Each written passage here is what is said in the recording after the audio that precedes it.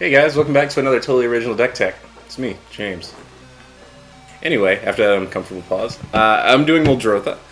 So you're going to see that in the game that we have coming up in a couple weeks. But essentially what this deck is designed to do is it's designed to allow you to get value off of everything that you do.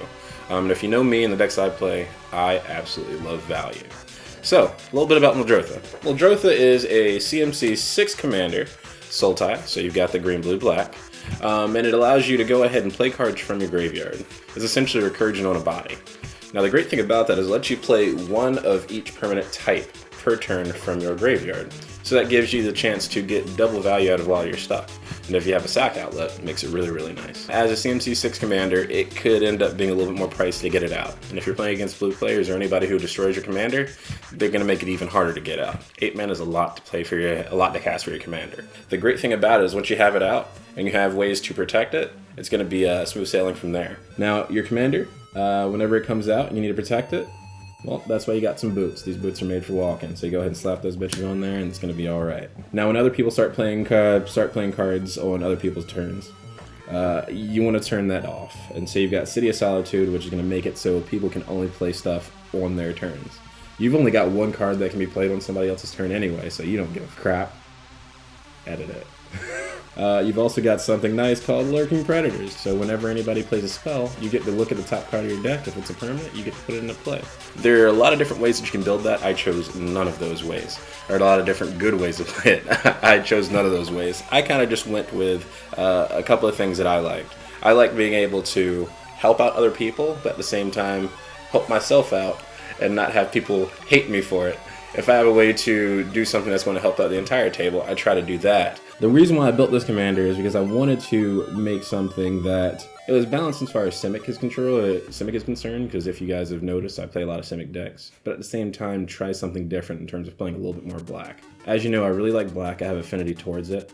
I've been black my entire life. You can cut all that. Now, a rough breakdown on the deck is we've got 7 enchantments, 1 sorcery, and 2 planeswalkers. Having 22 artifacts in the deck is going to make it so no matter what colors you have available, you're always going to have something that you can play, theoretically. In this deck, we've got a lot of mana rocks that are going to help you go ahead and have mana of any color available earlier in the game. Soul Ring, Thrin Dynamo, and then the stuff that actually produces colored mana, Chromatic Lantern, Commander Sphere, and Darksteel Ingot. If you need the ability to dig through your deck, we've also got some other stuff that'll help you out. We've got Skull Rack, which will let you dig really deep into your deck.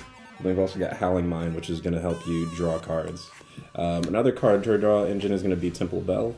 Yet again, all these artifacts are going to do stuff to help you get through your deck and get to the stuff that's actually going to help you out. Of course, we've got Sensei's Divining Top, because that also helps you dig through your deck as well. The goal is to get to your combos. The combos in the deck are very plentiful, but I'd say the ones that are really going to end the game for you are the 2 that follow. The reason why it only includes 1 sorcery card is because I'm trying to make it possible for a Primal Surge, whenever you get a chance to play it, to go through your entire deck and be able to put your entire deck on the field. The only problem with that is most of your stuff is going to have Summoning Sickness. That's why the second part of this play comes in. The second part of this combo comes into play, and that's going to be Laboratory Maniac.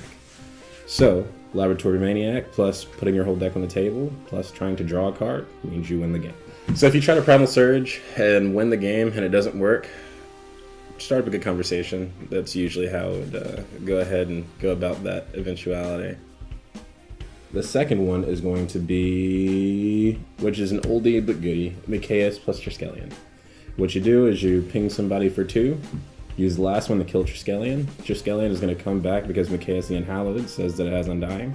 It comes back, and you do it, rinse, wash, and repeat until people are dead. So another weakness of the deck, or con as it were, is the fact that it doesn't have a lot of sorceries or instants at all, actually. So you don't really have a lot of ways to counter stuff. In fact, you've only got 1 solitary counter in the entire deck, and that is Mystic Snake. Mystic Snake is a great card, but it doesn't really carry itself. It doesn't really carry the deck by itself. But the great thing about having Mystic Snake is that, hey, if somebody tries to stop your commander once, at least you have an answer to it for that one instance of that problem. We've also got a couple of different bits of removal. So removal is going to help get creatures or artifacts or whatever it happens to be off the battlefield, so it's easier for you to operate. In this case, we've got a couple of pieces of target removal in Reclamation Sage and Hostage Taker. So this is going to be target artifact or enchantment. This is going to exile target creature. And the great thing about that is you'll be able to go ahead and get that creature for yourself if you happen to if you're able to cast it.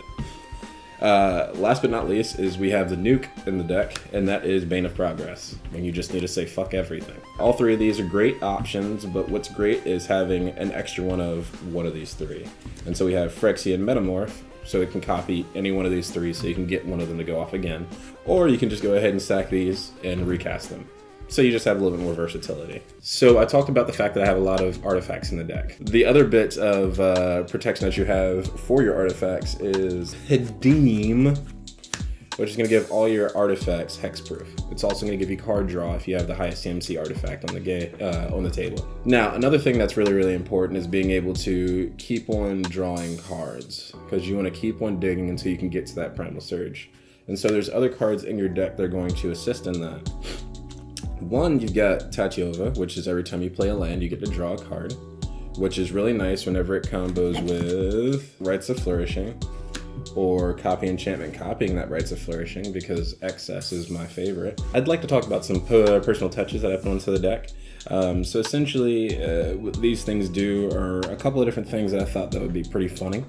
Over here, we've actually got some pretty fun recursion cards. We've got Romanap Excavator. It's going to allow you to go ahead and play your cards from the graveyard, your land cards from the graveyard. We've also got Spawned Resources, which is going to go ahead and benefit that in terms of sacking a card, getting mana from that card, and then being able to play that card again from the graveyard with Romanap Excavator. And then if you just need to grab specific cards back from the graveyard, you've also got your Eternal Witness. So that's kind of like Jank Excavation, or Jank, I like that, Jank Excavation. So it just lets you get random stuff back from the graveyard whenever you need to. Now, whenever you're trying to play cards, I've got a bunch of stuff that's going to help you pay less for it, because pay less is a great place. So you've got Jorah's Familiar, which is going to make all your historic spells cost less, sagas, artifacts, and legendaries. Then we've got Helm of Awakening, which is going to make everything cost 1 generic mana less. Then we've got Mirage Mirror, which can be either one of those things. And then we have an Ashnod's Altar, which can be your sack outlet. That way, if you want to sack creatures, get more mana, you can then play those creatures again from the graveyard, utilizing that mana if you really wanted to. Now, these two cards are actually really near and dear to my heart, Deathrender and Panharmonicon. Deathrender, because it's going to let you keep on putting creatures into play without having to cast them. Because essentially, whenever a equipped creature dies, you may put a creature card from your hand onto the battlefield and attach Deathrender to it.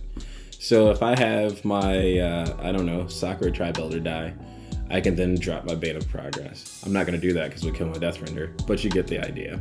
Then also, we've got Panharmonicon. And the great thing about Panharmonicon is it doubles the ETB effect, or an artifact or creature entering the battlefield.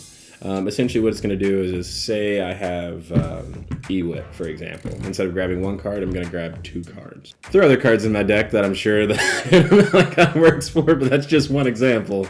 That's just one. Come back and see more on our Commander game. We've also got a couple other things that are going to benefit you. We've got your tutor for the deck, Liliana, because that once she dies, you can just play her again from the graveyard utilizing your commander. And then last but not least, we've actually got a couple of powerhouses in Skullbriar, which is great because it maintains its counters no matter what zone it's in.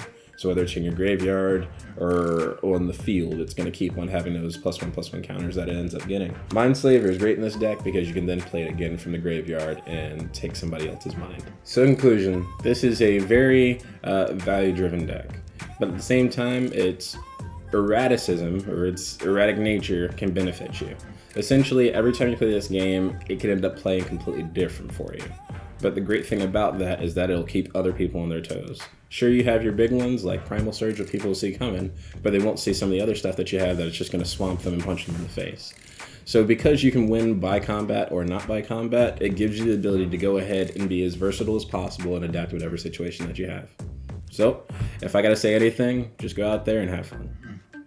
Thank you for watching. It's another totally original deck tech. This is me, James. Hopefully you guys enjoy the game. Bye.